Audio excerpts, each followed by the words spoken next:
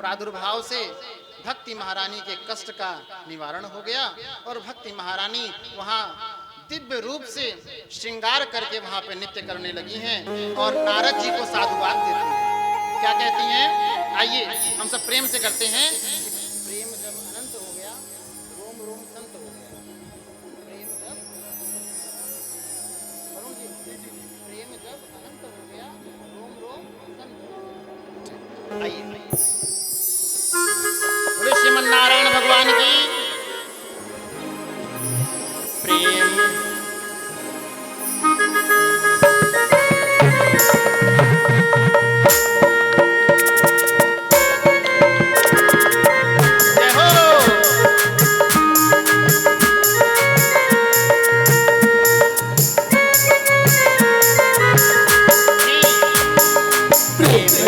अनंत हो गया, रोम रोम संत हो गया। प्रेम जब अनंत हो गया, रोम रोम संत हो गया। प्रेम जब अनंत हो गया, रोम रोम संत हो गया।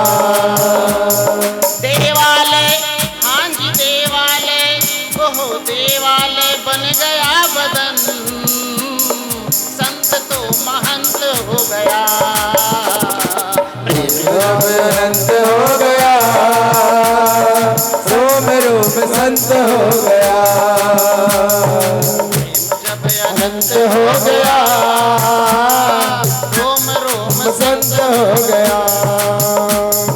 देवाले हाँ जी देवाले, देवाले हाँ जी देवाले, देवाले बन गया बदन, देवाले बन गया बदन। संत तो महंत हो प्रेम जब अनंत हो गया, रोम रोम संत हो गया।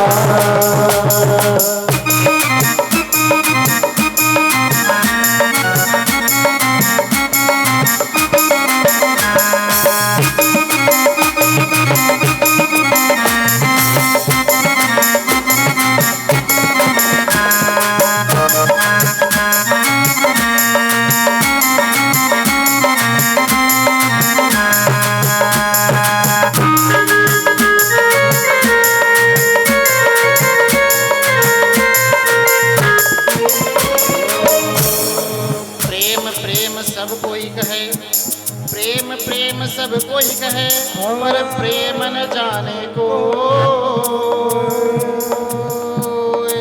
शीश काट हाथ धरो, प्रेम कहा वैसो। शीश काट हाथ धरो, प्रेम कहा वैसो। कि प्रेम जब अनंत हो गया, संत हो गया। प्रेम जो अनंत हो गया, रोम रोम संत हो गया। प्रेम जो अनंत हो गया, रोम रोम संत हो गया। पूरे पूरे हाथ उठा के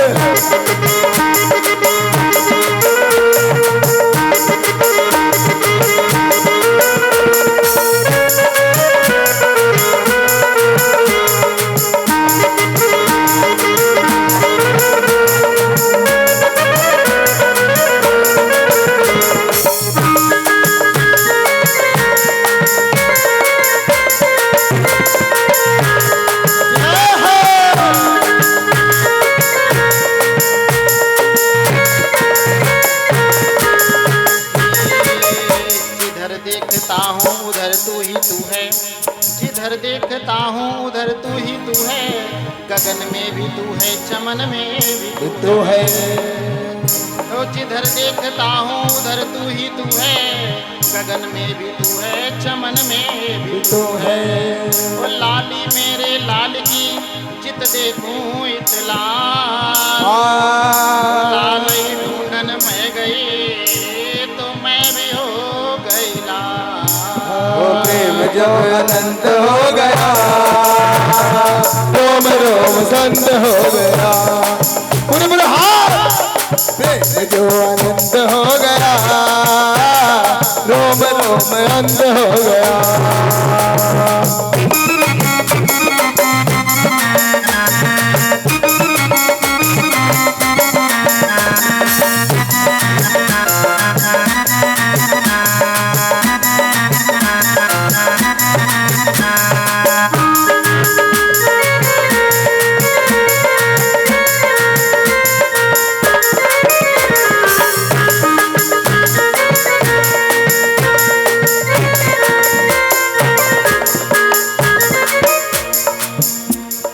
राधे राधे राधे राधे राधे राधे राधे राधे राधे राधे जय जय श्री राधे। पूरे वृंदावन बाके बिहारी लाल की जय हो, श्री वृंदावन धाम की जय हो, श्रीमद् भागवत महापुराण की जय हो। इस प्रकार से भक्ति महारानी सभी के हृदय में सदैव विराजमान रहें, सभी के अंदर प्रभु की कृपा दिव्य रूप से प्रकाशित रहे और सभी का भक्ति में मन लगा रहे, ऐसा व्यासपीठ से आशीर्वाद है। और ऐसी प्रभु की लीला आप सभी को श्रवण सदैव कराई जाती है। कथाक्रम में जब भक्ति महारानी के कष्टों का निवारण हो गया, उसी क्रम में एक आत्मदेव ब्राह्मण की कथा आती है। यह आत्मदेव ब्राह्मण बहुत ही पवित्र आत्मा है। बहुत ही पवित्र आत्मा सदैव ही धर्म कार्य में निपुण है, परंतु कहते हैं ना, जैसे को तैसा। यह ब्राह्मण देवता जितने सरल स्वभाव के हैं, जितने पुण्य कार्य करते हैं, इनकी धर्म पत्नी जी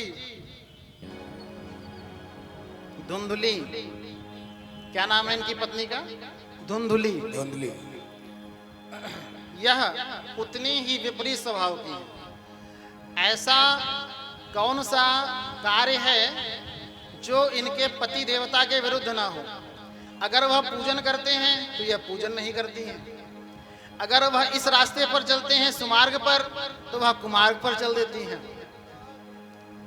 मतलब कहने का आशय यह है कि शास्त्र का वचन है, ये धुंधली क्रूर स्वभाव की हैं, अत्यंत ही क्रोधित हैं, बहुत जल्दी गुस्सा होने वाली हैं और झगड़ालू प्रवृत्ति की हैं। जहां देखो वहां लड़ बैठती हैं। जैसे नहीं, तुलसीदास जी ने कहा कि कोई सोए, कथा में जो लोग आते हैं कुछ को नींद आ जाती है। जो पूर्व जन्म के पाप होते हैं जब बहुत अधिक ज़्यादा हो जाते हैं तो कथा में नींद आनी शुरू हो जाती है। अभी आपने गौरी माता कथा सुनी कि तुलसी पूर्व जन्म के हरि चर्चा न सुहाए। होता क्या है उसमें? कोई सोए, कोई सो जाता है, कोई लड़ भिड़े, कोई लड़ भिड़ता है आपस में, तो कोई घर को चले जाए, कोई घर ही चला जाता है। क्या कहते हैं? घर जाकर आराम करेंगे। अरे भाई समझिए तो, जब यहाँ आराम नहीं है, जब राम जी साथ में हैं तो घर में कौन सा आराम मिलेगा? राम जी के आने के बाद तो आपके जीवन में विश्राम आना चाहिए। अच्छा, राम जी संबंधित एक बात और बहुत दिव्य है। रचना में भगवान शंकर विष का पान करते हैं। अभी आप और हम में से कोई भी एक बूंद विष का पान करे तो शायद यहाँ से कहीं और जाना पड़ सकता है, परंतु भगवान शंकर ने विष का पान किया और वह विष कहाँ पर है? कंठ। ध्यान दीजिएगा, बहुत मार्मिकता है इस प्रसंग में। विष यहाँ पर है। गौरी मैया पूछती हैं शंकर जी से कि हे प्रभु, ऐसा वह कौन सा कारण है कि यह विष यहीं पर टिका रह गया? यह प्रश्न आप लोग के भी आता होगा कभी कभी कि आखिर भाई देखिए, सभी विज्ञान पढ़ते हैं और विज्ञान का एक सिद्धांत है। सिद्धांत विज्ञान का है कि अगर कोई मुख मार्ग से प्रवेश कराया गया तो मुख मार्ग से प्रवेश किया गया आहारनाल से होता हुआ यहाँ तक पहुँचेगा। यही सिद्धांत है। तो गौरी माता कहती हैं कि आखिर यह सिद्धांत यहाँ पर फेल क्यों हुआ। भगवान शंकर का उत्तर सुनिएगा और यहाँ से कुछ समझने का प्रयास करिए। भगवान शंकर कहते हैं, गौरी मैं सदैव निरंतर राम नाम का स्मरण करता हूँ। मैं सदैव निरंतर राम नाम का स्मरण करता हूँ। राम रमेति रामेति रमे रामे मनोरमे सहस्त्र नाम तत्तुल्यम राम नाम वरानने। और राम नाम स्मरण का प्रभाव यह होता है कि राम मेरे हृदय में है। ध्यान दीजिएगा, वह सिद्धांत विज्ञान का फेल क्यों हुआ कि राम जब हमारे हृदय में विराजमान है तो मुख से अगर विष गया है तो विष जब राम से मिला तो वह विश्राम हो गया। क्या हो गया? विश्राम। बोले शंकर भगवान की। इसलिए भगवान शंकर हमेशा योग निद्रा में विश्राम की अवस्था में रहते हैं और सदैव राम राम ही स्मरण किया करते हैं। बोले श्रीमद् भागवत महापुराण की जय। तो यह आपको कथा में भाव और प्रभु के प्रति प्रेम के लिए यह प्रसंग आपके लिए कहा गया। इसका विशेष ध्यान रखें। कथा में क्रम में आगे बढ़ते हैं। धुंधली बिल्कुल विपरीत स्वभाव की हैं। आत्मदेव ब्राह्मण जी को एक कष्ट है। वह कष्ट इस बात का है कि उनके घर में कोई संतान नहीं है, उनके कोई पुत्र या पुत्री नहीं है, संतान से विमुख हैं, अवस्था भी बहुत व्यतीत हो चुकी है।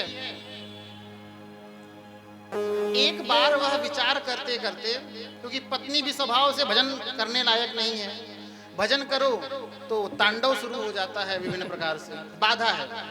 ऐसी पत्नी भी होना शास्त्रों में निषेध कहा गया है जो पति को भजन के मार्ग में बाधा पहुंचावे।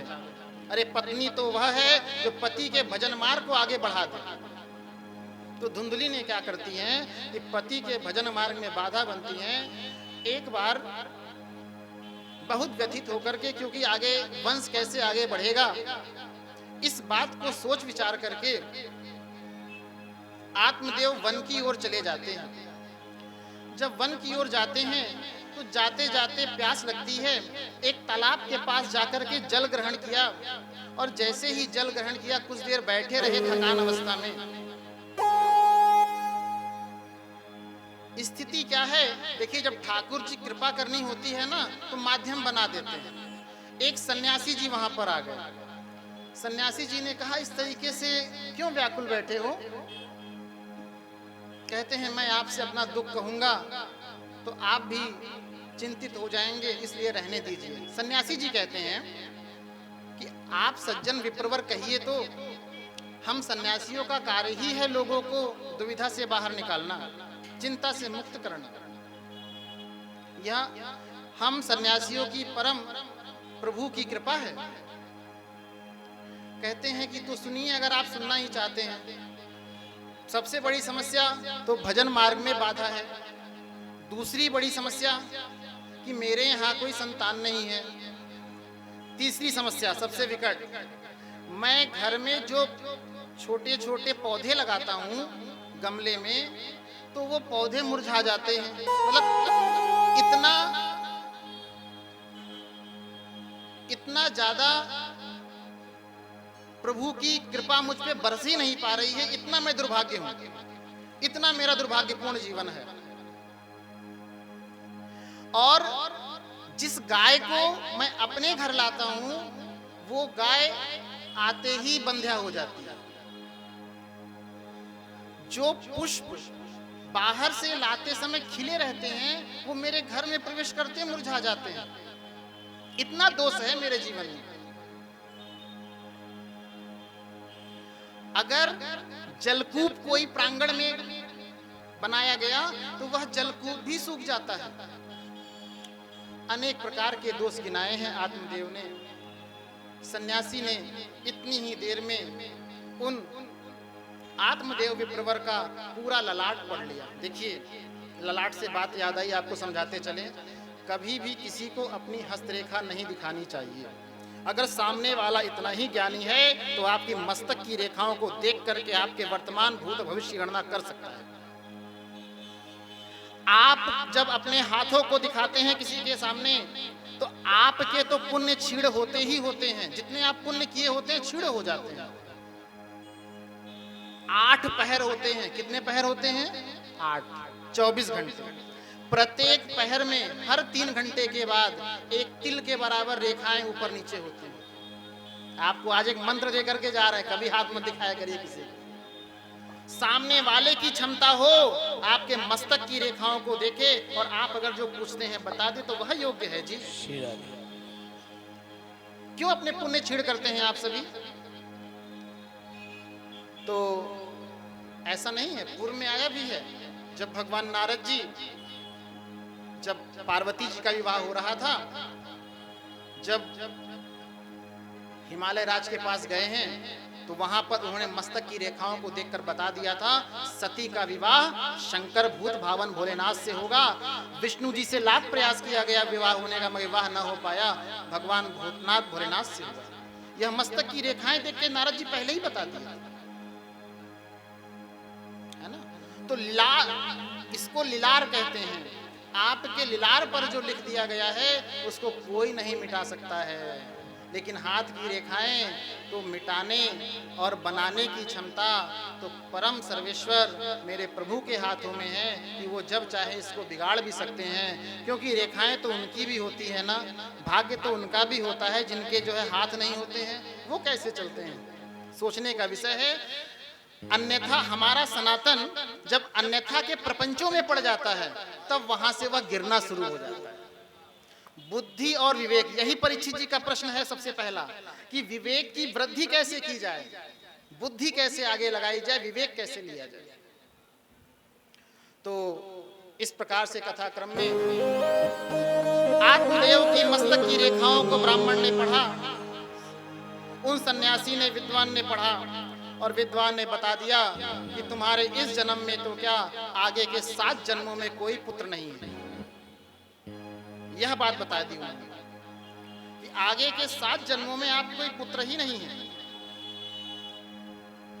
और व्याकुल हो गए, लेकिन कहते हैं ना, संत का दामन पकड़े रहिए, कभी ना कभी तो उपाय मिल ही जाएगा। अब उन्होंने क्या किया, कहा आप ही कुछ उपाय बता सकते हैं। छोड़ा नहीं पीछा उन्होंने।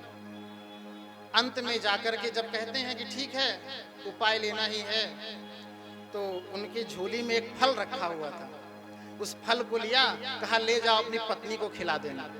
लेकिन ध्यान रहे 1 वर्ष तक नियम शौच जप तप का पालन करना है और इस फल को ग्रहण करना है, दिव्य पुत्र की प्राप्ति होगी। और अगर इस नियम का पालन कर ले गए तो पुत्र बहुत ही ज्ञानी होगा। अब देखिए वह तो थोड़ा सा अन्य स्वभाव की रही, अन्यथा बुद्धि लगाने वाली रही। तो जो लोग अन्यथा बुद्धि लगाते हैं वह कभी सफल नहीं होते। बोलिए श्री राधे राधे राधे, जय जय श्री राधे, जय जय श्री राधे। बुद्धि लगाई जब उनके पति देव देकर गए कि धर्म पत्नी जी इसको आप ग्रहण कर लीजिएगा, प्रसाद है।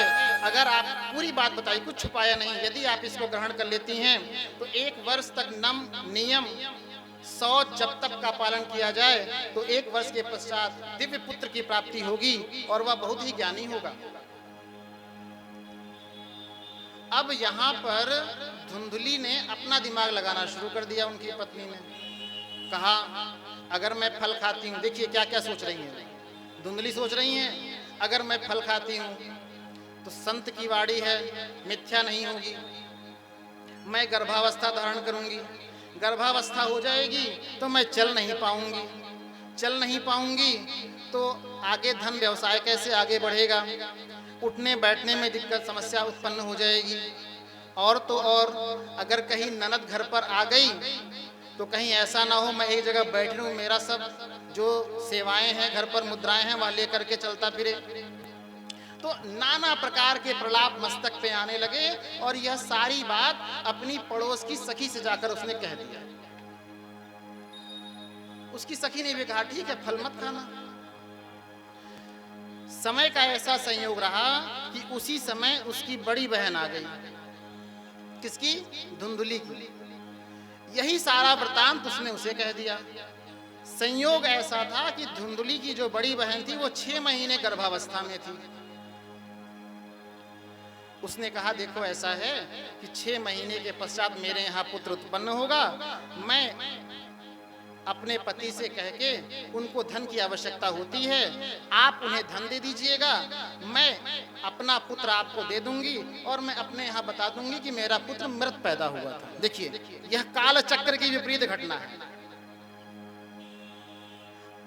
ठीक है, और अगर तुमको परीक्षण ही करना है तो यह परीक्षण कर लो। ये जो फल दिया है महात्मा जी ने, इस फल को ले जाकर के आप गाय को खिला दिए जो आपके यहाँ पर है विराजमान है। अपनी बड़ी बहन के कहने पर, इसलिए कभी किसी कहने पर नहीं जाना चाहिए। अपनी बड़ी बहन, जब आपके पति परमेश्वर जो कह के गए आप उनकी नहीं मान रही हैं, अपनी सखी से कहा, उन्होंने भी अलग ही राय बता दिया।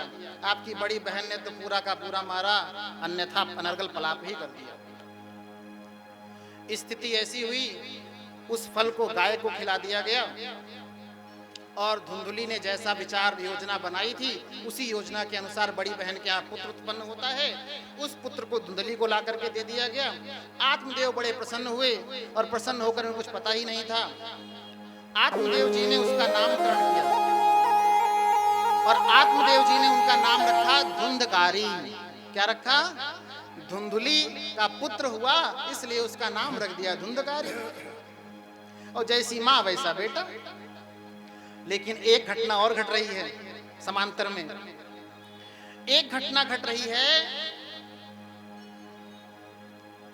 जिस गाय को फल खिलाया गया था वह दिव्य प्रसाद था और वह फल खाने के पश्चात उस गाय ने भी एक बालक को जन्म दिया। ध्यान दीजिएगा, गाय ने एक बालक को जन्म दिया। उस बालक के कान गाय के कान के जैसे थे, इसलिए उसका नाम आत्मदेव ने रखा गोकर्ण। क्या रखा? गोकर्ण। और गोकर्ण बड़े विद्वान थे क्योंकि संत की भाषा थी, संत का वरदान था, इस फल को जो खाएगा। और गौ माता नियम जब तब शौच दयान दया का पूरा पालन किया। एक वर्ष के पश्चात में दिव्य रूप से फलश्रुति प्राप्त हुई और संत की वाणी सत्य सिद्ध हो गई। इधर धुंधकारी जी हैं जो मांस मदिरा इत्यादि जितने भी बुरे कर्म हैं आप समझ लीजिए, वह सारे कर्मों में लिप्त हैं और उस